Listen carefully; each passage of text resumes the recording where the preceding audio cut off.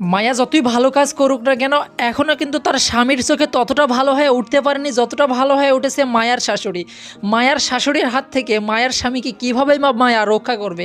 এখন তো মায়াই কৃতদাস হয়ে থাকতেছে। কি ঘটবে বজ্রুত এই নাটকের 5 নম্বর পর্বে, কবে আসবে 5 নম্বর পর্ব, সবার আগে কিভাবে দেখবেন 5 নম্বর পর্ব, সে সমস্ত বিষয় জানানোর চেষ্টা করবো আজকের এই ভিডিওটিতে। ইতিমধ্যেই কিন্তু ইগল ইসলামিক নাটক ইউটিউব চ্যানেলে বজ্রুত এই নাটকের 4 নম্বর পর্বটি আপলোড করা হয়ে গেছে। যারা এখনও দেখেননি ইগল ইসলামিক নাটক ইউটিউব চ্যানেল থেকে দেখে আসতে পারেন। যারা অলরেডি দেখে ফেলেছেন কমেন্ট করে জানান 4 নম্বর পর্বটি কেমন লেগেছে আর 5 নম্বর পর্বটির জন্য কারা কারা অপেক্ষা করছেন।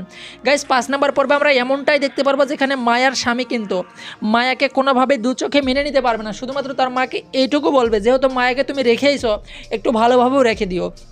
মায়ার মা কিন্তু বলবে অবশ্যই বাবা ভালোভাবে রেখে দেবো, কিন্তু মায়াকে কৃতদাসের মতো হাত পা টিপা থেকে শুরু করে সমস্ত কাজ কাম করে নিবে, বাড়ির কাজের বুয়ার মতো রাখবে। সব কিছু মিলেই এই বজ্রুত নাটকের 5 নম্বর পর্বটি অনেক ইন্টারেস্টিং হতে চলেছে। আর এই 5 নম্বর পর্বটি সবার আগে দেখতে চাইলে যে কাজটি করতে হবে সেটি হচ্ছে অবশ্যই আপনাকে ইগল ইসলামিক নাটক ইউটিউব চ্যানেলটি সাবস্ক্রাইব করে অল নোটিফিকেশন অন করে রাখতে হবে।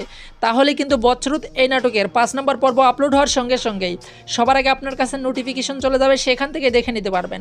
আর গাইস 5 নম্বর পর্বটি আপলোড করা হবে আগামী শুক্রবার দুপুর 3টা 30 মিনিট শুধুমাত্র ইগল ইসলামিক নাটক ইউটিউব চ্যানেলে।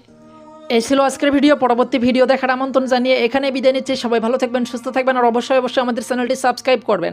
আর ইগল টিমের প্রতিটি নাটকের আপডেট সবার আগে পেতে চাইলে কিন্তু আমাদের চ্যানেলের সঙ্গে যুক্ত থাকতে হবে। আর ইগল টিমের এই নাটকগুলো আপনাদের কাছে কেমন লাগে গাইস সেটা কমেন্ট বক্সে জানাতে কিন্তু ভুলবেন না। এমনকি আজকের ভিডিওটি শেষ পর্যন্ত কে কোন জেলা থেকে দেখলেন সেটাও কমেন্ট বক্সে দেখতে চাই। সবাই ভালো থাকবেন, সুস্থ থাকবেন, ধন্যবাদ সবাইকে।